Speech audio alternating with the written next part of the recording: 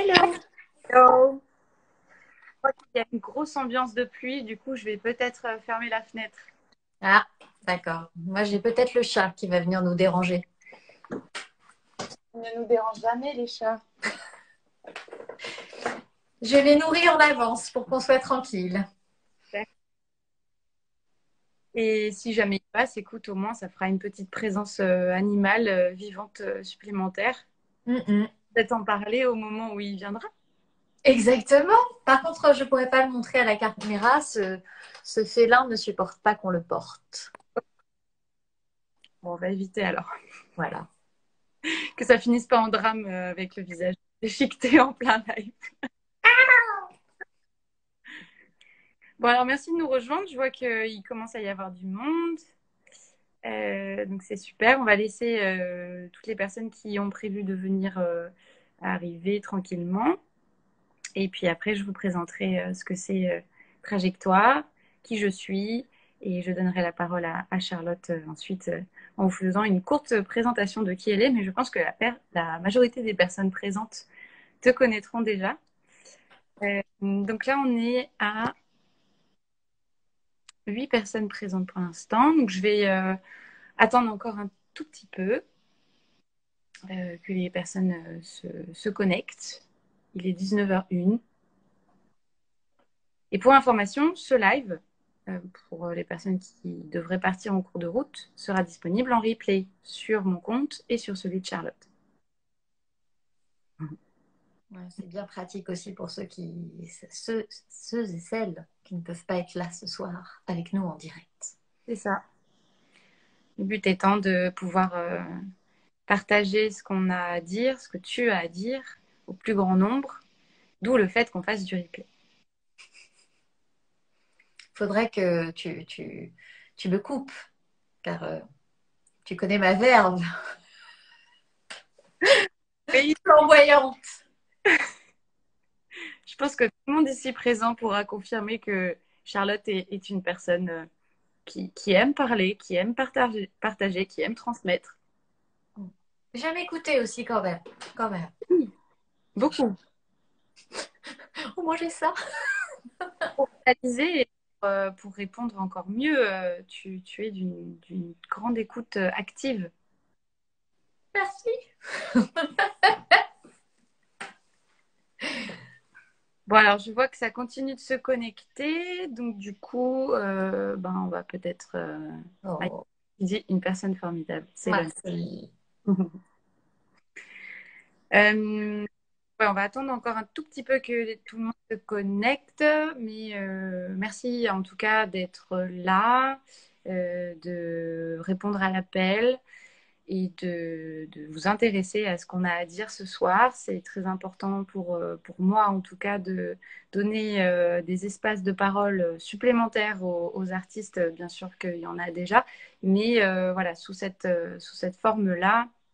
J'espère vous proposer quelque chose de nouveau et d'en faire d'autres ensuite avec les personnes qui seraient intéressées de raconter leur parcours et donc leur trajectoire. Voilà, sans transition, je vais vous expliquer un petit peu ce que c'est trajectoire. Alors, j'ai cofondé le collectif Créalliance, que certaines personnes connaissent peut-être, qui visait à donner un espace de parole aux artistes pendant le confinement et pendant la crise du Covid. Le but était de donner la parole aux artistes, donner un espace de parole aux artistes, notamment sur ce qu'ils ressentaient, sur ce qu'ils vivaient pendant cette période extrêmement compliquée au niveau émotionnel. Extrêmement compliquée dans un temps très court, c'est-à-dire qu'il a fallu s'adapter autant qu'on pouvait à ce nouveau monde dans lequel on a à vivre à ce moment-là. Sauf que, en fait, il est important de parler de l'artiste et de ce qu'il ressent et de ce qu'il vit en général, même en dehors de la crise. Donc, j'ai eu envie de continuer avec des podcasts que vous pourrez écouter sur Créalliance.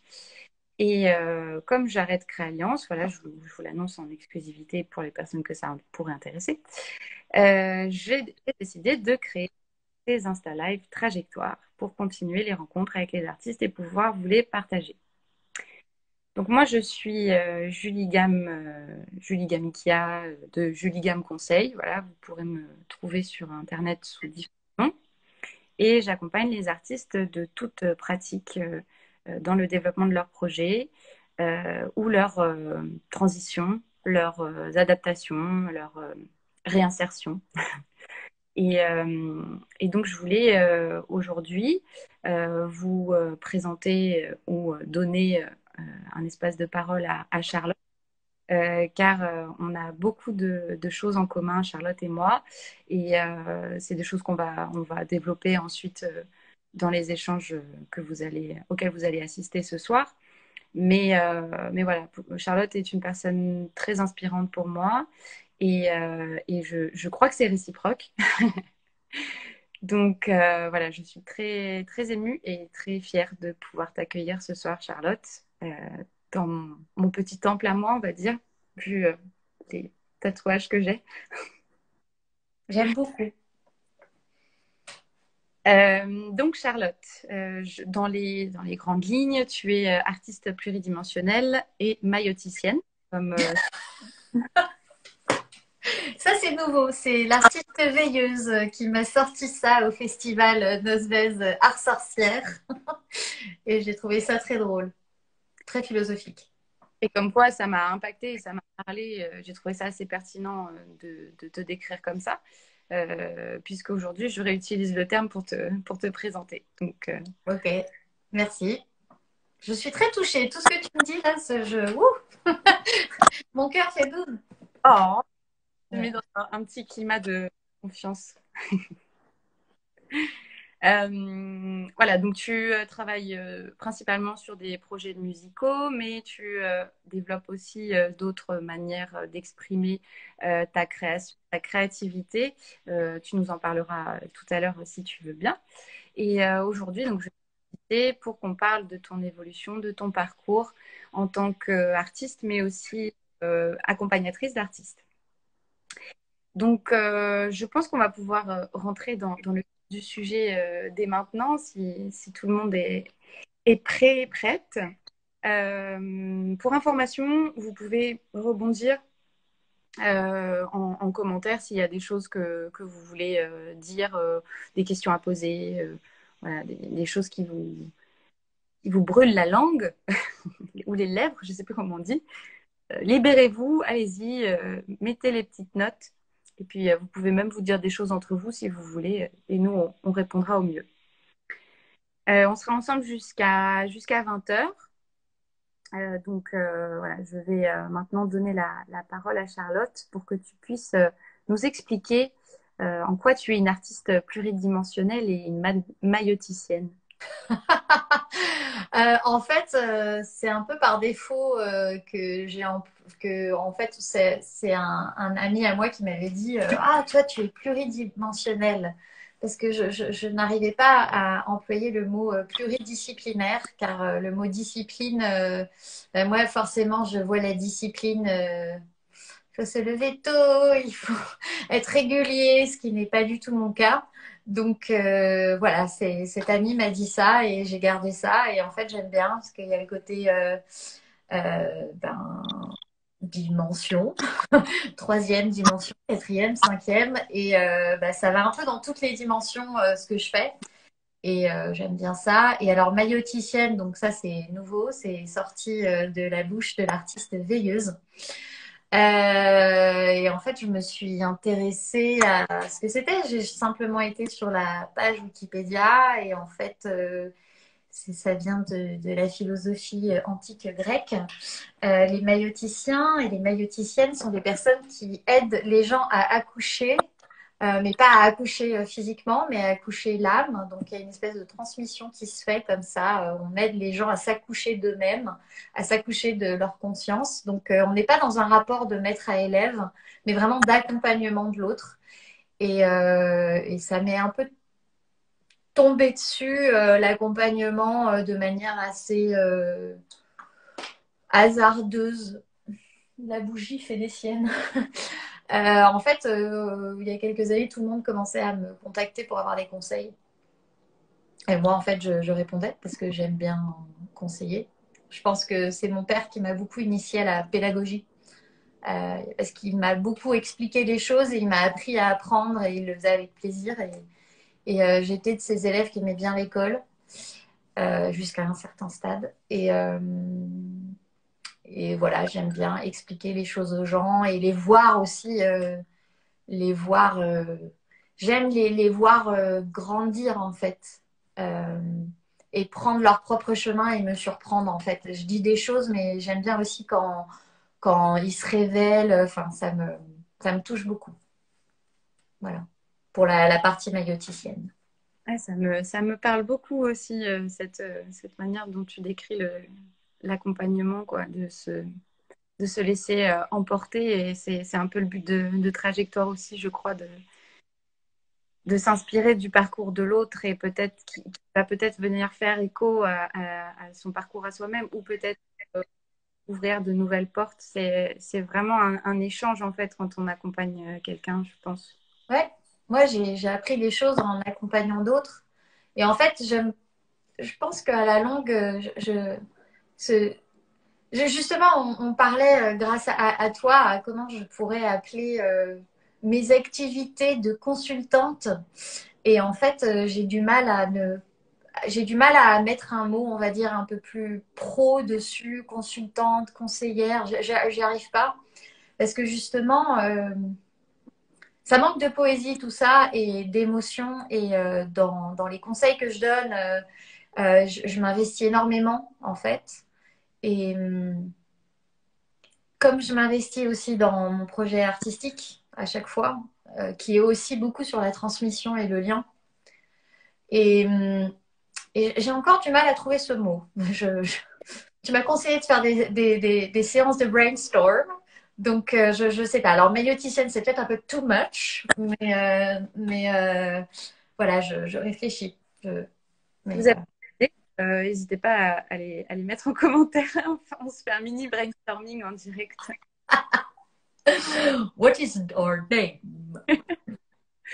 Ok, merci Charlotte pour ces compléments d'informations et puis l'explication des termes que j'ai employés. Tu parlais de la pédagogie, de ce goût pour la pédagogie que ton père t'a transmis. J'aimerais que du coup on revienne à ton histoire familiale. Je sais que tu as grandi dans une famille de musiciens, musiciennes. Est-ce que Mhm. tu peux là-dessus? Ah bah moi je pense que en tant que fœtus dans le ventre de ma mère, j'étais sur scène, je pense. Mon père, qui est auteur, compositeur et interprète de variété française, a même fait une chanson sur le fait que j'étais un bébé musique en fait. Et il décrivait ma mère qui s'assoit sur une enceinte avec les vibrations qui viennent dans le ventre en fait. Et bah, très vite, je voulais être chanteuse, un peu comme les parents. Ça m'est tombé dessus, en fait. C'est un peu comme ces familles de vignerons et de vigneronnes, ou ces familles de docteurs, ou ces familles d'instit. J'ai jamais vraiment questionné ce choix. Euh, Ne pas faire de l'art, ça aurait été plutôt un choix, en fait. Là, pour moi, c'était bon, bah, on y va comme ça. Et il y a mes parents qui font de la musique, mais il y a aussi mon oncle et ma tante. Et, euh, et on a été très encouragés, enfants, à faire des spectacles, à chanter. À chaque Noël, on chante des chants de Noël qu'on envoie à tout le monde. Et mes parents ont fait de la musique, des spectacles pour enfants parce que ça paye mieux en fait que le reste. C'est très très dur d'évoluer. Même dans les années 80, c'était très difficile de vivre de ce métier. Mon oncle et ma tante, eux, ont fait de la variété internationale, donc c'est autre chose. Eux, ils ont été signés, enfin, ma tante a été signée en major. Mon père a travaillé aussi en édition, mais dans les années 70, donc c'est il y a beaucoup plus longtemps. Donc voilà, moi j'étais là-dedans et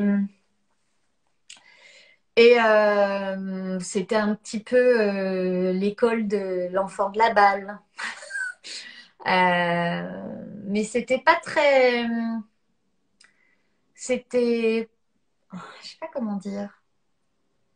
C'est- C'était très roots. Et c'était pas hippie non plus, c'était très down to earth. Mes parents sont très. Ils sont. Je saurais pas comment dire. Mental, quoi. Pardon? Expérimental, quoi. Bah, pas vraiment, non. Non, ils sont très populaires en fait. Ils sont pas dans cette espèce de carcan de la musique. Ma mère, elle a fait des spectacles pour enfants. Elle est allée dans des écoles, dans des EHPAD. Et mon père, pendant longtemps, il a fait ça aussi, quoi. Il a produit des spectacles pour enfants. Donc, on n'était pas dans une espèce de sphère fermée. Et mes parents voulaient absolument que je fasse des études aussi, en fait. Enfin, mon père, surtout, il me disait, non, mais tu vas faire des études, on ne sait jamais. Parce que voilà, eux, ils avaient galéré. Donc, ils voulaient que moi aussi, j'ai peut-être d'autres portes. Et donc voilà, j'ai grandi dans cette ambiance. Donc j'ai eu le droit à des cours de piano horribles. Donc j'ai eu beaucoup de chance parce qu'ils m'ont vraiment poussée. Et aussi avec mon oncle et ma tante qui sont un peu mes deuxièmes parents. Et j'ai fait des cours de théâtre pendant très longtemps. Même avant, je voulais être plus comédienne que faire de la musique. Et puis j'ai fait de la guitare aussi, mais c'était vraiment pas mon truc quand j'étais ado. Mais je pense que je voulais faire de la guitare pour draguer. Euh, bah ouais, j'avoue. Et parce que c'était cool, moi j'écoutais surtout. Enfin, j'aimais beaucoup des artistes au piano, mais je sais pas, j'étais très rock'n'roll. Donc voilà. Et, euh,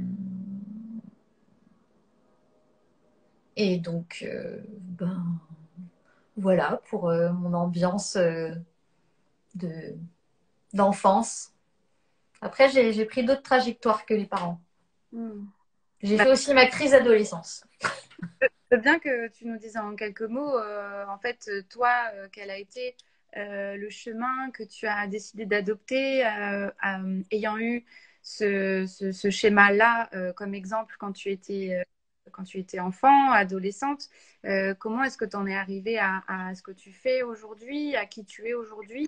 Est-ce que tu as eu l'impression d'avoir une sorte de reconnaissance et de réussite aussi grâce à cet environnement qui a été proposé, ou est-ce que tu considères que tu as fait beaucoup de choses seule aussi parce que c'est très différent de là d'où tu viens en termes d'héritage?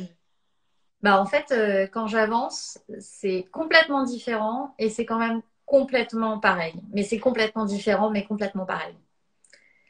Et c'est vraiment complètement différent, mais complètement pareil. C'est-à-dire que mon père très vite me parlait des concepts, de touche à l'universel. Voilà, il m'a appris ce que c'était qu'un concept très jeune. Il me parlait des fondamentaux des chansons. J'ai vraiment eu beaucoup de chance. Il m'a aussi dit que très, très tôt, pourtant, il vient pas du tout de là. Lui vient de la chanson française, mais il m'a fait écouter du blues quand j'avais 12 ans. Et il me disait, tu vois, une chanson de blues, c'est trois accords et ça marche. Et voilà. Et ma mère, elle, c'était différent. C'était plutôt la scène. C'était vraiment ce côté. Elle faisait des spectacles interactifs avec les enfants. Elle faisait venir les enfants sur scène. Elle parlait avec tout le monde. Il y avait un échange. C'est une bête de scène. Ma mère, elle est très communicative. Tout le monde l'adore. Elle parle beaucoup. Elle est très lumineuse. Et elle vient sur scène, on voit qu'elle, quoi. Donc, j'ai eu ces deux choses-là. Et à la fois, bah, mes parents, ils voulaient que je fasse des baloches pour gagner ma vie, j'ai un répertoire de reprises. Et en fait, moi, je n'aime pas ça. Enfin, j'ai énormément de mal. Vive le blues, un petit pur sang. Et j'ai vraiment du mal à chanter les reprises. Je le fais quelquefois, mais c'est vraiment quelque chose que j'ai pas fait. Donc, et puis c'est surtout, je voulais pas chanter en français. Et c'est surtout à l'époque, dans les années 90, début 2000, la chanson française, waouh, c'était un peu le désert. Et moi j'écoutais, je commençais à écouter du trip-hop, d'ailleurs que mon père écoutait. C'est lui qui m'a fait écouter du trip-hop. Il est allé à la Fnac, il a dit ouais, je veux savoir c'est quoi qui se fait. Donc il m'a mis des disques de Portichette dans les mains, quoi. Là-dessus j'ai eu beaucoup de chance. Mais voilà, c'était voilà, fais-toi un répertoire, il faut que tu construises ton réseau. Mais à l'époque, il n'y avait pas Internet. Le seul moyen de rencontrer des gens, c'était par les petites annonces dans les magasins de musique. Et c'était une ambiance que j'aimais pas du tout. Euh, Après, quand Internet est arrivé, bah, ça a été beaucoup plus simple pour moi. Et il est vrai quand même que j'ai commencé la musique avec mes potes et au lycée. Parce qu'à l'époque, il n'y avait pas les réseaux sociaux, il n'y avait pas les plateformes comme on connaît aujourd'hui. Donc, bah, mes potes, on n'écoutait pas de la chanson française, quoi. En plus, j'étais à Paris, dans le 17e, donc à Place de Clichy, un quartier qui lie énormément d'arrondissements différents, un peu bourgeois, très populaire. Ça a changé, hein. À l'époque, c'était pas ça du tout. Et donc, bah, je me suis retrouvée dans un groupe de rap, jazz, fusion, dans un groupe de heavy metal. Et vraiment, j'ai fait de la funk aussi. Et tout sauf chanter en français, quoi. Et puis, j'ai eu une grosse révélation donc avec mon ami Raphaël, qui est resté mon ami depuis, en allant dans des free parties en fait et en découvrant la musique électronique. Alors il y avait déjà des choses qui naissaient avant, c'est-à-dire que je kiffais Nine Inch Nails, j'adorais aussi quand j'étais petite la musique de Giorgio Moroder, les sonorités disco. Mon père avait des synthés aussi à la maison et donc j'adorais faire gling gling. Mais on va dire qu'il y a eu vraiment un avant et un après la découverte, puis aussi le côté festif et le côté engagé que se voulaient avoir les free parties à l'époque. Le fait que c'était gratuit, que la musique durait toute la nuit, qu'il y avait une espèce de semblant de solidarité. Mais en fait, bon, après, bon, j'étais jeune, je me rendais pas compte des travers de tout ça. Et le souci, c'est que j'ai mis du temps à trouver ma voix dans ces musiques électroniques. Et je me souviens de toute ma vie, c'est quand j'ai vu Jamie Lidl à la maroquinerie. Je devais avoir 24 ans où là vraiment ça m'a fait un sacré choc parce qu'il utilisait Ableton, donc à l'époque c'était Ableton 3 ou 4, et il faisait des choses hyper expérimentales avec une voix hyper jolie. Parce que moi dans ma tête, en plus je faisais des cours de chant lyrique parce que j'avais des nodules sur la voix, dans ma tête euh, j'avais du mal à allier cette voix lyrique, agréable à écouter. Moi, dans ma famille, on disait que je chantais comme un rossignol, ah, que je devrais faire de la chanson, du classique. Et puis, j'étais pas mauvaise en jazz aussi, donc je me disais, mais comment je peux faire ça? Et puis, j'ai vu Jamie Lidl qui faisait des trucs de folie à la voix, et je me suis dit, ah, là, il y a un truc. Et donc, ben, avec mon ami Raphaël, on a fait. Bon, j'ai eu d'autres groupes avant, un peu d'autres choses, mais on a commencé vraiment. Je peux dire que là, même si c'était complètement amateur à l'époque, ben, j'ai commencé à transformer ma voix dans l'ordinateur et ça a été une révélation pour moi. Et de fil en aiguille.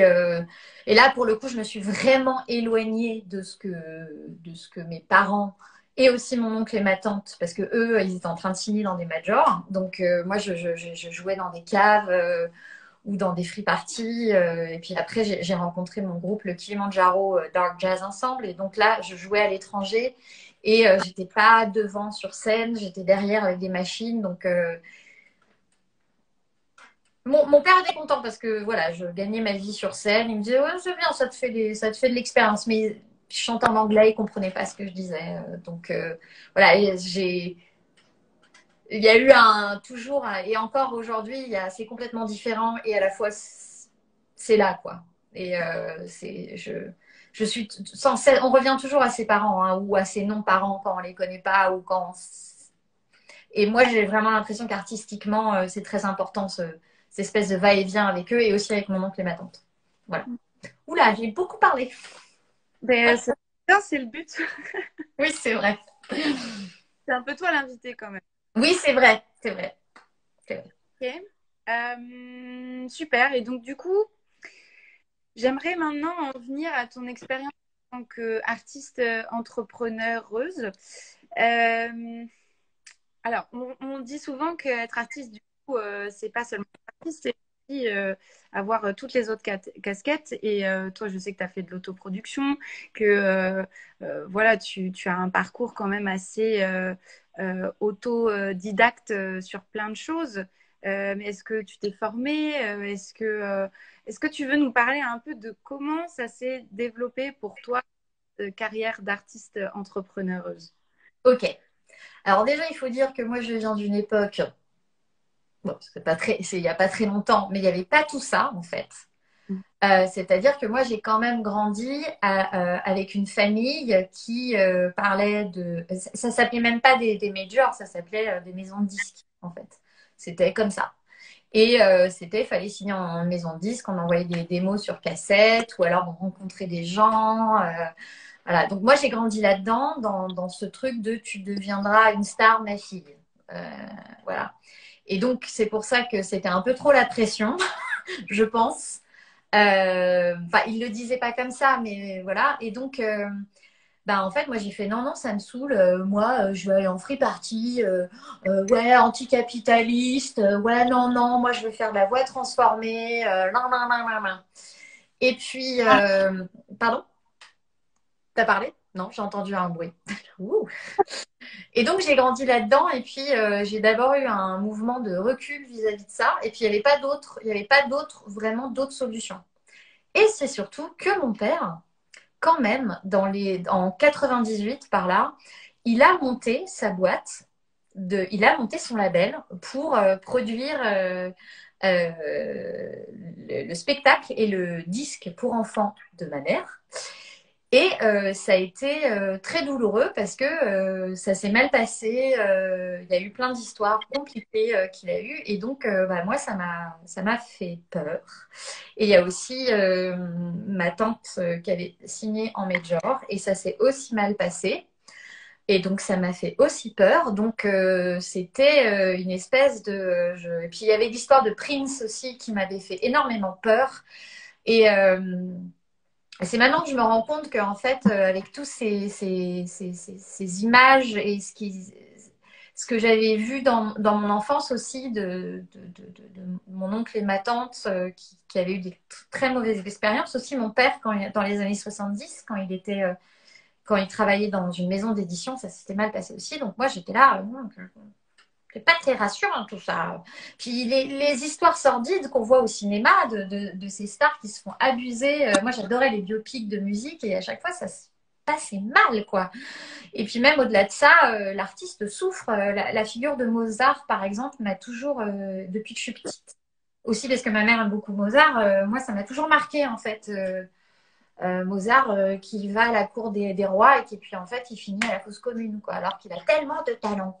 Puis il est malade, non, non, non, non. Et donc ça m'a marqué beaucoup, donc j'avais un chemin de recul. Et puis c'est quand j'ai commencé à vraiment sérieusement mener la barque de mon ancien duo Charlotte et Magone. Donc là, au début, on était encore dans cet esprit, ah, on va signer en major et tout, mais on se rendait compte que ça fonctionnait plus comme ça. Il y avait MySpace qui était arrivé, c'était à peu près dans les années 2010. Les réseaux sociaux commençaient à grandir. Et on était vraiment à un moment charnière. Et on va dire que c'est autour de 2012-2013 que j'ai toqué à la porte du réseau départemental de mon département pour les musiques actuelles, le Combo 95, et que j'ai fait «Oh, je sais pas quoi faire». J'ai eu une personne que je côtoie toujours de temps en temps, qui m'a beaucoup aidée dans ma vie professionnelle et aussi avec cet en duo, qui est David Felipe.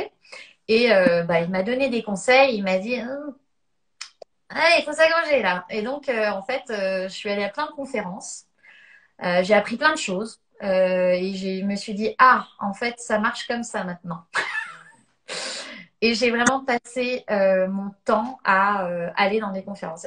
Moi qui aimais bien aller à l'école, bah là c'était gratuit. T'allais dans des conférences, tu pouvais parler aux gens à la fin. C'est comme ça que j'ai rencontré Émilie Gonod, la première éditrice de Charlotte et Magone. Et ben, de fil en aiguille, j'ai appris comme ça. Et on va dire que l'indépendance bah, nous est un peu tombée dessus parce que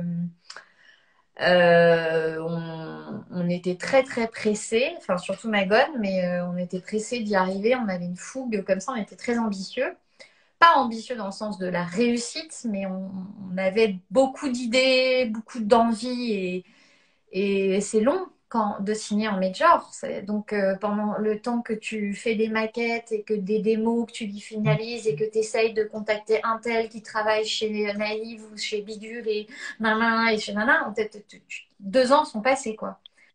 Et donc, on s'est dit, on va sortir notre premier EP. Donc, au début, on l'a sorti comme ça. Après, on l'a sorti avec une éditrice. Et puis après, on l'a sorti avec un éditeur. Et puis un RP. Et puis ceci. Puis de fil en aiguille, comme ça, on a, on avait une asso pour les concerts. Et ben, on l'a transformé en label. Et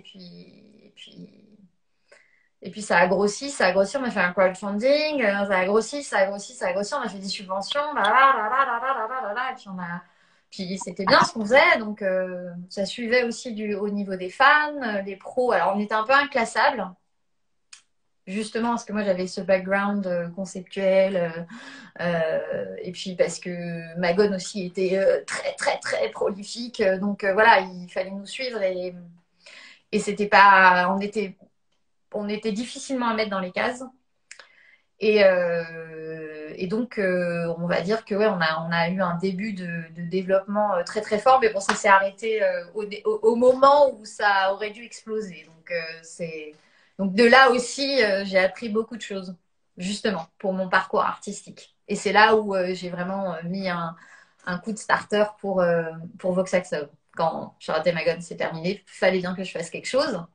Et en fait, depuis longtemps, je me disais, je voudrais faire de la musique expérimentale, aller encore plus loin dans le concept et tout. Et donc, et là, ce qui est super avec Voxaxov, c'est que j'allie la forme du développement de ce personnage et de cette aventure artistique avec le fond, en fait. C'est-à-dire, c'est aussi expérimental dans la manière dont je le fais évoluer que dans la manière où il se présente musicalement. C'est-à-dire que par exemple, je ne pense pas faire un album. Ou peut-être, mais non. Voilà. Voilà, ouh, j'ai encore parlé 7 minutes non-stop. Respire, bois un coup. Voilà, en gros. Non, mais c'est super parce que justement, j'allais te demander d'enchaîner sur Voxaxov, pardon. En fait, en nous expliquant un peu ce que c'est, qui c'est, parce que c'est aussi une autre identité et quel est le lien avec toi, peut-être une de tes facettes dans ce personnage de Voxaxov. Alors, Voxaxov, étrangement, c'est ces derniers temps que je m'en suis souvenue, en fait, j'ai sorti ce nom il y a très longtemps, en fait. Quand j'ai commencé à faire ouh, ouais, dans un micro, donc je pense que ça remonte à 2005, 2006. Je crois même qu'il existe une page MySpace Voxaxov avec une tête d'alien où en fait je disais que Voxaxov était un être qui vient d'ailleurs et qui est né sur Terre à un tel moment et de là, enfin il y avait déjà une histoire, et ça date d'il y a longtemps. Je Et note, en plus, pardon? je note. Et en plus, j'ai ce truc qui me vient de mes heures d'ennui au lycée où je m'amusais à écrire à l'envers pour qu'on lise ça dans les miroirs. Et donc, je m'étais rendu compte que Vox, ça faisait un espèce de miroir et j'étais passionnée par la musique expérimentale et surtout l'effet de l'écho. Et donc, il y avait une espèce d'écho. Et en plus, je faisais beaucoup de musique à l'époque pour de la danse buto. Et la chorégraphe qui faisait les masterclass de danse buto parlait beaucoup d'écho, de ressenti vis-à-vis de l'autre. C'était pas du tout un buto dark et qui fait peur, c'était un buto très bienveillant et ouvert et lumineux. Enfin, ça peut être un peu contradictoire, mais voilà, elle avait fait son buto à elle comme ça. Et donc, Voxaxov, ça date d'il y a longtemps, mais c'est vraiment, je l'ai ressorti vraiment comme on s'accroche à une branche parce que j'étais très triste de la fin de Charlotte et Magone. Et en fait, c'était vraiment comme une photographie un peu en négatif parce qu'avec Charlotte et Magone, on était en blanc sur scène. Et là, moi, j'étais full dark. Et en fait, c'est comme si je retrouvais quelque chose, vu que moi, quand j'avais 15 ans, j'étais habillée en Doc Martens avec un manteau de cuir, des cheveux violets. J'étais très dark, quoi. Et voilà, je suis revenue à ça, je suis revenue à pas mal de mes premiers amours. Et j'ai commencé à écrire en français aussi. Et c'est sorti un peu comme ça. Moi, je voulais faire de la musique ambiante et expérimentale. Et je suis allée à Montréal rejoindre mon ami Raphaël. Je lui dis, ouais, viens, on va faire une résidence, on va enregistrer comme ça. Et Raphaël est un super producteur. Son nom d'artiste, c'est Nash. Il fait, attends, attends, attends. On va faire de la musique expérimentale pop. C'est-à-dire que tes trucs de 20 minutes, là, on va les réduire et on va faire des morceaux de 3-4 minutes. Et comment je le bénis de m'avoir dit ça, parce qu'il m'a aidé à trouver quelque chose et à trouver ma voix, en fait. C'est-à-dire que tu peux dire des choses tu peux faire des choses très expérimentales en un temps record et faire et partir de ces matériaux d'expérimentation et d'improvisation pour faire des chansons. Et en plus de ça, depuis longtemps, je voulais me remettre au piano dans une approche beaucoup plus intimiste et personnelle. Quand j'étais avec Magone, c'était pas si simple parce qu'on était un duo, on était deux. Et il avait une manière de faire de la musique qui était très tout le temps, tout le temps, tout le temps. Alors que moi, j'ai un rythme beaucoup plus intérieur, lent, insomniaque.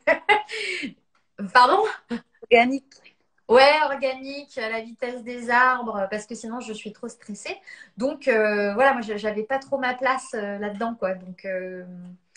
Donc voilà, je me suis mis au piano et donc j'ai commencé à faire des choses plus pianistiques. Et c'est surtout cette année-là qui vient de s'écouler où je me suis vraiment remis beaucoup, beaucoup au piano. Un peu par la force des choses parce que j'étais malade, je le suis toujours un peu, mais ça commence à aller mieux. Mais voilà, j'étais pas bien et c'est vrai que c'est plus simple de se mettre au piano que d'ouvrir l'ordinateur, de brancher ses machines et d'improviser de la musique ambiante comme ça. Voilà, donc voilà encore une réponse qui dure 3 heures. C'est super. T'inquiète, je fais attention au timing. Tout va bien. Voilà, et j'ai répondu à ta question. Oui, D'accord, tout à fait. super. On fera le lien de toute façon avec plusieurs choses que tu as dit par la suite. Et donc, je sais que tu as fait des conférences, des tables rondes, en plus de l'accompagnement d'artistes individuels. On sent que tu as vraiment une volonté de transmettre et tu parles même dans ta biographie que j'ai lue. Je ne sais plus où est-ce qu'elle est, si elle est disponible en ligne à tout public, mais tu parles de soutien émotionnel et psychologique. On ressent que voilà, tu as envie d'aider les personnes qui t'ont fait confiance ou avec qui tu es aussi sur ces questions-là. Est-ce que tu veux en parler? Oui, alors c'est un don et à la fois c'est un fardeau. C'est déjà, ça c'est peut-être à cause de mon ancienne psy avec qui ça s'est mal passé, où elle essayait de voir un truc un peu genre culpabilisant. Oui, mais vous faites ça pour votre ego, pour aider les autres. Oui, oui, oui. Et alors, est-ce mauvais? Enfin, je sais pas. Je me sentais jugée là-dessus. Genre, j'aide les autres parce que ça me valorise. Alors peut-être, oui, je sais pas. Mais en fait, je peux pas m'empêcher. Et j'ai des souvenirs de moi petite où j'allais tout le temps aider les potes qui se faisaient bully. Donc j'y peux rien et je c'est pas genre je suis la chevalière qui aide tout le monde, j'y peux rien. Mes parents sont comme ça, dans ma famille on est comme ça, voilà. C'est alors est-ce que c'est parce que les artistes c'est pas comme les médecins, ils devraient s'occuper que de leurs fesses, je sais pas, mais moi c'est comme ça. C'est dans ma famille on aide trop les autres à s'en oublier. Donc ouais je soutiens mes amis, mais ils me le rendent bien aussi. Je pense que je année après année, je m'entoure de personnes superbes et on se le rend bien les uns les autres. À chaque fois, ils me disent, ah, mais tu m'aides tellement. Alors, ça dépend des gens, parce qu'il y en a qui sont plus jeunes que moi, donc c'est normal, on en a plus d'expérience, mais les gens se rendent pas compte à quel point ils m'aident aussi. Si, enfin, je dis pas que si ils m'aidaient pas, ce seraient pas mes amis, mais enfin, on est des êtres sociables et on est sur cette terre, en fait, pour survivre. Mm. Euh, Même si on a l'impression des fois que la survie n'est pas trop là, mais moi je pense que enfin, C'est de se fermer les yeux comme ça, ou alors d'être vraiment très très privilégié, de ne pas se rendre compte qu'on est quand même en train de survivre tout le temps. Et que tous mes amis, quels qu'ils soient, m'aident en fait. Et c'est un aller-retour permanent en fait. Et on est encore dans ce truc de l'écho, quoi.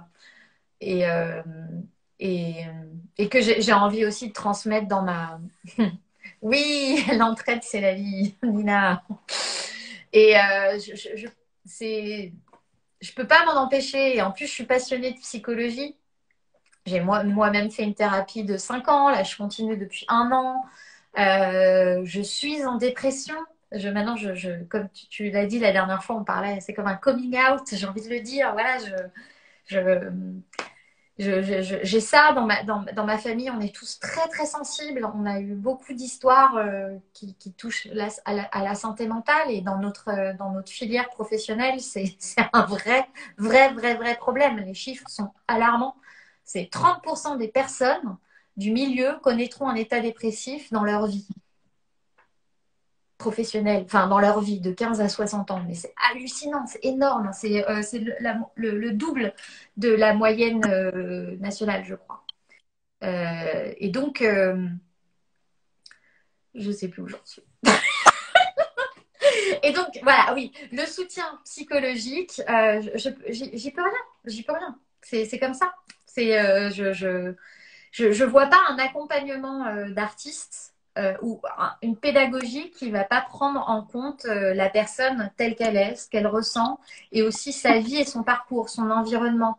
On va pas s'adresser de la même manière à un artiste, si je sais pas moi, si c'est une femme ou si c'est un mec gay ou si c'est une personne noire. Enfin, c'est pas non plus ou si c'est une personne handicapée ou c'est pas la même chose. Et je dis pas qu'il faut absolument nous mettre des étiquettes comme ça, mais on a des vies vraiment différentes selon nos parcours, nos vies. Et donc, forcément, on est obligé de prendre en compte la psychologie de l'artiste et on est obligé d'être à l'écoute si il ou elle le veut, bien entendu. Je peux comprendre qu'on en ait marre tout le temps de nous voir comme des porte-drapeaux et des étiquettes, mais c'est important de prendre ça en compte. On n'est pas obligé d'en parler, mais c'est voilà, si la personne vient d'une famille très précaire, ça sera pas la même chose. Si la personne habite à la campagne, c'est pas la même chose de l'accompagner. On peut pas lui dire, ouais, alors tu sais, il faut faire plein de concerts à la capitale. Non, bah non. Trouve d'autres manières d'aider cet artiste, quoi. Et donc voilà, pour le soutien émotionnel, bah oui, c'est un métier très très difficile. C'est une société, c'est une vie très très difficile. Donc oui, tu vas aider les gens émotionnellement aussi, quoi. Voilà. Ouais, oui, non, je suis complètement d'accord avec toi. En fait, on va dire les gros mots, hein, mais oui, quand tu fais partie d'une minorité, c'est bien de trouver ses pairs ou des alliés qui te soutiennent et qui te comprennent. Pas forcément parce qu'ils vivent la même chose, ils ou elles vivent la même chose, mais parce que ils ou elles se sont intéressés à la chose, ou au moins ont la curiosité de pouvoir échanger dessus pour comprendre ne serait-ce qu'un tout petit peu ce que tu vis. Et c'est ça que je vois en commun, en tout cas chez toi et moi, Ouais. cet engagement en fait. Du coup, j'aimerais voilà, qu'on passe à ce sujet-là, l'engagement. Tu as donc co-créé Musician Co. Aujourd'hui, tu commences à t'investir avec Music Declares Emergency. Est-ce Ah, que ouais, ma nouvelle obsession, c'est ça, quoi. C'est technologie. vous nous expliquer comment ça s'est passé, comment ça s'est créé? Est-ce que c'est des choses dont tu avais envie depuis toujours ou c'est des choses qui se sont présentées à toi? Alors déjà, moi, je faisais partie de ces gens, donc je suis née dans les années 80. Moi, jusqu'à, je sais pas, moi, mes 25 ans, pour moi, le féminisme, 26, 27, c'était un terme hyper flou. On n'en parlait pas à l'école. Enfin, on avait vraiment encore la vision de la butch qui veut émasculer les hommes. Alors là, les théories queer, on n'en parlait même pas. C'était wouh. On était très loin d'ici, de là. Enfin, du moins, c'était pas dans les médias, c'était pas. Ça existait, bien entendu. Les gens ont toujours existé, mais voilà, c'était pas là. Et donc, moi, je faisais partie de ces gens qui pensaient que le problème, bah, c'était et le quoi. C'était moi qui avais un souci. si à chaque fois ça se passait mal dans les groupes, c'est ceci. Et puis bon, bah, on va dire que j'ai lu Le Deuxième Sexe. Ça a commencé par là. Et en fait, je me suis intéressée au féminisme parce que dans mon couple de l'époque, bah, je pétais un câble à cause des tâches ménagères. Vraiment, on était là-dedans. Et donc, j'essayais de trouver des articles sur Internet pour montrer à mon compagnon, regarde, tu fais pas assez le ménage, c'est les statistiques, c'est parce que je suis une femme, c'est ça. Et donc, de fil en aiguille, je me suis dit, bon, bah, je vais lire Le Deuxième Sexe, bon, de Simone de Beauvoir, et ça m'a fait un choc. Bon, maintenant, je pourrais en revenir, parce que il y a une critique de Simone de Beauvoir qui est totalement normale à l'heure actuelle. Mais on va dire que, ouais, j'ai chialé. En fait, je me suis dit, le problème, c'est pas moi. Et je me suis retrouvée à la Girafe, organisée par le MAP en septembre 2015. Donc j'étais déjà, moi, dans ma vie personnelle, dans le féminisme, d'une manière pas très ouverte, j'osais pas trop le dire. Et aussi, j'étais aussi dans la déconstruction du genre, parce que j'étais en train de m'apercevoir que, en fait, je suis peut-être pas une femme. Enfin, je me posais plein de questions vis-à-vis de mon genre et en filigrane de mon orientation sexuelle. Enfin, bon, il y avait plein de choses qui bougeaient. Et donc, septembre 2015, ouais, septembre 2015, c'est la Girafe. Moi, j'allais dans tous Donc, la Girafe, c'est un salon pour les artistes, les indépendants, voilà, pour apprendre plein de choses. Et là, il y a un workshop. Et là, il y avait deux nanas qui étaient trop cool. On devait imaginer la sortie d'un EP. Et puis, on s'est retrouvés à discuter à la fin. Et donc, bah, c'était Muriel Thibault et Yasmina Rice. Et donc, c'était Melty d'Empereur et Yasmina Yam. Et on a commencé à discuter et on s'est retrouvés. Mais genre, mais en fait, on n'est que des meufs là. C'est bizarre. Et là, on est parti du constat qu'il y avait peut-être un souci là aussi, quoi. Et je me souviendrai toujours que Muriel m'avait beaucoup impressionnée parce qu'elle avait dit non, mais attendez, on n'est pas obligé de jouer super bien la guitare ou du synthé. Hop, on crée un band comme ça peut être très simple. Et j'étais là. Ah ouais, elle a trop raison. Et en fait, toutes les trois, on a vraiment super bien sympathisé. Et on s'est dit, allez, on se revoit, on se boit des pots et on parle de nos expériences, tout ça, tout ça. Et puis en fait, moi à l'époque, j'allais beaucoup sur Internet, sur des groupes privés, intersectionnels, bah, pour comprendre, me déconstruire et avoir des réponses à mes questions sur le féminisme, le racisme, le végétarisme, tout y passait. C'était l'homophobie, tout ça, machin. Et je me suis dit, bah, tiens, on va créer un groupe pour les musiciennes. Voilà, on va rester en non-mixité. Alors à l'époque, la non-mixité, c'était waouh! C'était un gros mot. Et c'est très bien de voir comment ça a changé. Et donc, de fil en aiguille, on a créé le groupe privé Facebook et on a organisé des workshops en non-mixité. Et de là, on a rencontré plein de gens, plein de nanas, super cool. Et puis ça a commencé comme ça, quoi. Et puis on a fait une scène ouverte. Et puis après, il y avait d'autres initiatives qui commençait comme ça. Puis il y a eu le MeToo quand même, donc ça a été assez grandiose. Où là, bah, enfin, on était là, vous voyez. Et puis après, il y a eu le Musique Tout. Alors là, bon, ça a explosé. Et voilà, pour résumer. Et moi, musicienne co, ça a été ma boussole, ma bouée, un levier professionnel aussi et des rencontres fabuleuses. Muriel, c'est une partenaire professionnelle. Bon, cette année, comme j'étais malade, donc on ne s'est pas beaucoup vu, on n'a pas fait de musique ensemble, on n'a pas fait de concert ensemble, mais c'est une personne essentielle dans ma vie, autant que Nash, par exemple. Puis j'ai rencontré aussi Francoeur, Rosie Marie, Arbas, enfin, il y en a tellement, il y en a tellement. Daphné Swan. Enfin, je pourrais pas toutes les citer, Audrey. Enfin, non, mais je veux pas toutes les citer, mais vraiment des. Et puis toi aussi, enfin, tu vois, il y a plein de choses qui se. Menko, c'est top. Merci, Gaëlle. Et donc voilà, donc. Et puis oui, enfin, il y a toute une constellation comme ça de personnes. Et puis, enfin, moi, je suis non-binaire, donc j'ai vraiment envie qu'il y ait aussi les personnes trans qui soient représentées, donc transfemmes et transmasques. Donc voilà, ça commence petit à petit. Ces questions-là aussi viennent, donc c'est cool, quoi. Il y a de plus en plus de diversité et dans MNCO, et c'est super. Voilà. Super. Eh ben, écoute, je pense qu'on va passer la question que je voulais te poser sur MDE, à part si tu veux en parler très, très vite fait, dire comment tu t'engages au sein de, comment dire, de la transition écologique, toi, Écologique. artiste. Ouais, voilà. Peut-être qu'en fait, on va poser la question comme ça. Euh, Quel lien tu pourrais faire entre les autres activités artistiques, les autres pratiques artistiques que tu as mis en place et l'écologie? Alors en fait, je pense que je suis déjà obsédée par l'écologie et la fin du monde depuis très petite. Je pense que mes parents, de manière complètement informelle, me disaient de faire attention déjà. Et j'ai fait des chansons sur la fin du monde depuis toujours. Et les films catastrophes m'ont toujours vraiment... Et à chaque projet que j'ai eu dans ma vie, j'ai fait des chansons là-dessus. Tout le temps, tout le temps, tout le temps, tout le temps. Et bon, bah, le début de ma déconstruction, on va dire comme ça, de ma grande prise de conscience, ça a été quand je suis devenue végétarienne. Ça a commencé par là. Et je l'ai fait par rapport à la souffrance animale et à l'écologie.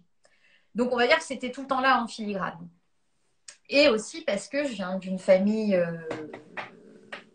pas ultra pauvre, mais pas riche du tout non plus. Une famille d'artistes, donc avec des revenus tout le temps comme ça. Et des histoires de vie vraiment romanesques en termes de finances, on peut le dire. Et donc, ben, l'écologie a toujours été là à la croisée de tout ça. C'est le respect des autres, donc c'est aussi lié aux autres engagements féministes, alliés, antiracistes, enfin d'autres choses, quoi. Et être écologique avec la planète, les animaux et les autres, c'est être écologique avec les autres, c'est juste basé sur le respect et de faire ce qu'on peut avec ce qu'on a sans aller grignoter l'énergie des gens. Et je pense que c'est la même chose, c'est-à-dire marcher sur des œufs aussi, se dire que tout n'est pas dû et qu'il faut respecter sur quoi on marche, il faut respecter l'autre et je pense que c'est le même rapport avec la nature, en fait, et les animaux. Et en fait, bah, plus en plus dans ma démarche artistique, j'inclus ça dans mon merch. Et en fait, je me rends compte que je fais ça depuis très longtemps, mais un peu poussée par la sobriété subie. C'est-à-dire que je n'ai pas eu les moyens, par exemple, de m'acheter plein de santé. Donc, j'ai la même machine MIDI depuis 15 ans. Et je m'achète pas trop de plugins. Et puis alors, c'est super parce que maintenant, mon nouveau grand partenaire professionnel, c'est Julien Falléca, donc un cinéaste qui fait tout sur bande. Donc lui aussi, il a une pratique très écologique. Il prend que des vieilles caméras. Il m'a initié au cyanotype qui est là. J'ai fait exprès. Donc il a aussi une démarche écologique, même si c'est toxique des fois et c'est un peu polluant les produits, mais on va dire qu'on n'achète pas du neuf, quoi. Et j'aime bien ce truc de se dire on fait du neuf avec l'ancien, enfin c'est la vie, quoi. Et on est encore dans cette histoire de transmission et c'est tellement l'horreur ce qui se passe au niveau climatique que bah c'est un peu un anti-stress, quoi, de se dire que enfin, c'est vraiment anti-stress. C'est genre comme prendre un anxiolytique de se dire qu'au moins dans ta pratique, tu fais ce que tu peux, mais c'est pas si simple, hein, vraiment, parce qu'on se sent tellement impuissant. Et c'est pour ça que quand j'ai vu que MDE se créait, j'étais trop contente. Et quand tu m'as demandé de participer à la table ronde à la girafe, justement, j'étais super contente. Et ça a été vraiment une révélation pour moi. Et en plus, il fallait passer un morceau. Et moi, je fais surtout de la musique électronique. Et donc là, j'ai fait. Et donc, j'ai pris une chanson qui parlait d'écologie et je l'ai faite au piano. C'est Rosie-Marie Chou qui m'a aidé à donc, arranger. Enfin, c'est elle qui l'a fait, quoi. Elle m'a montré. En plus, j'ai pas une super technique au piano. Et donc, c'était vraiment une démarche écologique en elle-même de, de, de, de venir à cette table ronde, de parler de mes pratiques, où il n'y a que du merch fait à base de récupération et de jouer du piano à la place de passer de la musique électronique. Enfin, bon, voilà, bref. Est-ce que j'ai répondu à ta question? Ouais. Enfin, on se complète très très bien au niveau de la voix parce que tu vas là où j'ai envie de t'emmener à chaque fois. D'accord. C'est parfait. Je vais me permettre de vous faire découvrir un des accords Toltec. Ça, c'est les petites cartes du jeu des accords Toltec. Si vous ne le connaissez pas, toi, tu dois les connaître, Charlotte, j'imagine. Et j'ai regardé, mais je me suis dit, oh, plus tard. J'étais dans d'autres trucs. Ouais, ouais, j'étais plus tard, plus tard. On verra plus tard. Alors, l'accord Toltec, donc vous irez voir ce que c'est pour ceux et celles qui veulent connaître un petit peu plus en détail. Quatrième accord, il dit: votre mieux change d'instant en instant, quelles que soient les circonstances. Faites simplement de votre mieux et vous éviterez de vous juger, de vous culpabiliser et d'avoir des regrets. Et voilà, en fait, tout ce que tu disais, ça m'a fait écho à ça, à cette manière de voir les choses, toujours faire de son mieux. Personne n'est parfait et on n'a pas à s'excuser d'exister et on a le droit de prendre notre place. Et du coup, c'est exactement ce que je voulais montrer aujourd'hui en t'invitant pour échanger ensemble. Et on en est déjà à presque 1 heure de conversation. Du coup, j'ai envie de clôturer cette rencontre avec un chant libre de ton côté, si tu as envie de transmettre un message, quelque chose, ou un morceau au piano, ou tout ce que tu veux. Bah, c'est marrant parce que je me suis mis au piano pour avoir une petite scénographie sympathique, différente des discussions profondes que je faisais pendant le confinement, qui étaient très sombres et très voxaxovien, alors que là, je parle plutôt en tant que Charlotte Segara. Et en fait, je me suis dit, oh là là, mais je sais pas quoi faire au piano, en fait.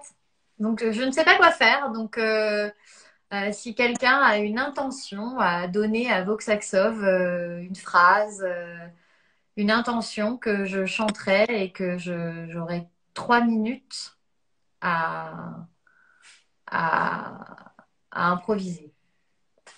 On peut À un vous. petit peu quand même. Ou ça peut être toi, hein, Julie, hein. Bah, moi, j'ai très, très envie d'entendre la suite de Voxoxov, quelque chose que tu es en train de préparer, mais après, Bon, en fait, en ce moment, je suis en train de travailler sur les temps longs. Euh, Toi, ton centre maintenant. Ah, pas mal. Pas mal. Ben, ce que je vais faire, c'est que j'ai un morceau instrumental sur les temps longs qui s'appelle Versis, qui ouvre l'œuvre des temps longs. Et je vais peut-être prendre les paroles de Nina et de Daphne Swan. Toi, ton centre maintenant, je ne sais pas. Alors, c'est un morceau en évolution improvisée, donc voilà. Et l'espoir toujours, bien entendu. Ça va pas s'arrêter au bout d'une heure? non, c'est limité maintenant, je crois. Ah, d'accord, très bien. Parce que là, je vais dans ma bulle, je ne vais pas. T'inquiète pas, Voilà. je parlerai si besoin. Tu devras chanter. Ok. Je te les range, c'est la fin.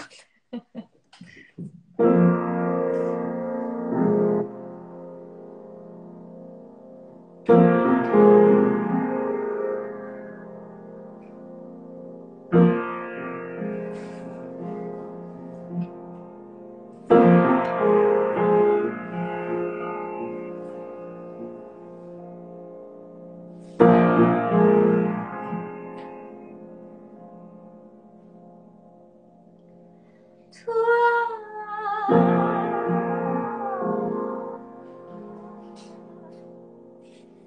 tu es doucement.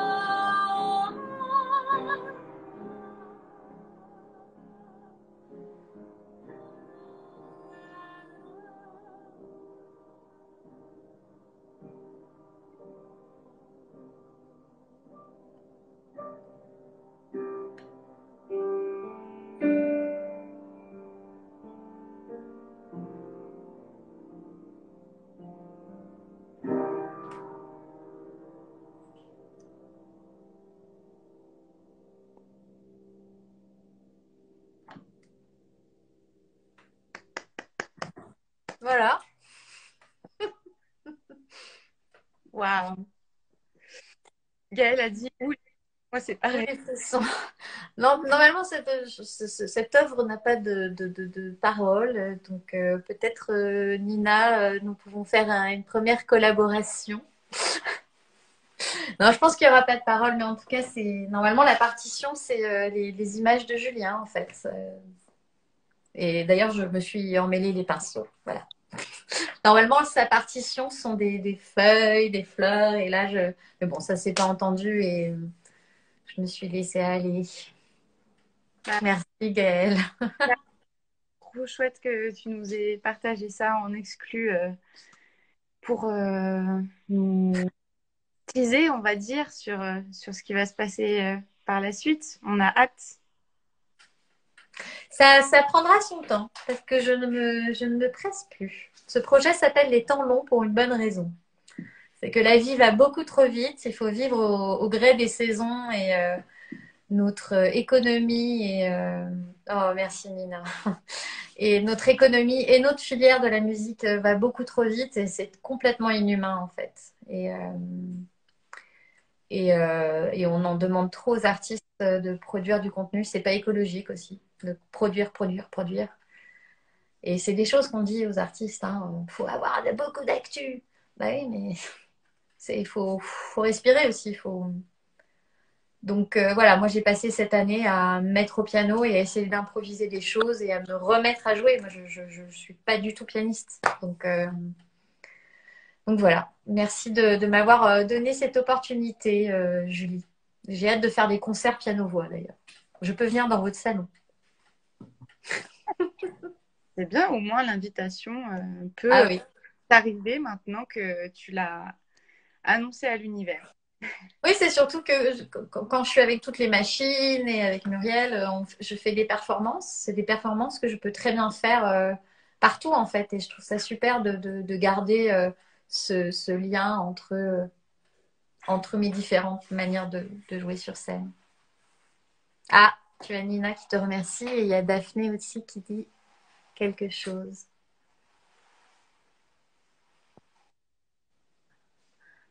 Je débarque complètement, mais il y a un paramètre de mauvaise santé mentale qui m'est apparu. Bah oui, bien sûr. Bah bien sûr. C'est complètement dissolu.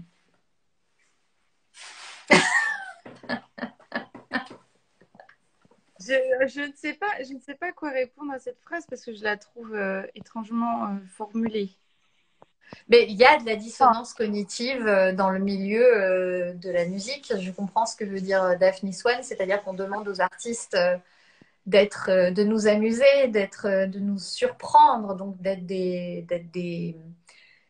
les cigales, et à la fois tout ce qu'on nous demande pour arriver à l'art, c'est un travail de fourmi et c'est titanesque, et donc il y a une espèce de c'est quelque chose d'inhumain, donc il y a une espèce de dissonance cognitive, quoi. C'est-à-dire qu'on fait beaucoup porter de choses à l'artiste, qu'on soit dans l'émergence, dans l'indépendance, ou qu'on soit très connu d'ailleurs, hein, c'est la même chose. Et je pense que voilà, le rythme imposé aux artistes, mais même les grandes tournées, hein, c'est complètement inhumain, quoi. Et c'est pas le rythme artistique et c'est pas le rythme de la nature. Il y a là en ce moment, l'hiver arrive, j'ai qu'une envie, c'est de me faire des thés et de faire du piano à la lumière de la bougie, quoi. Et d'aller cueillir des feuilles pour faire mon herbier. Et là, en fait, je vais passer la semaine au Mama à réseauter. Et en fait, non, je vais juste aller à l'école. Et donc, ouais, on est un peu de travers. Mais là, on est vraiment en train de dépasser le temps.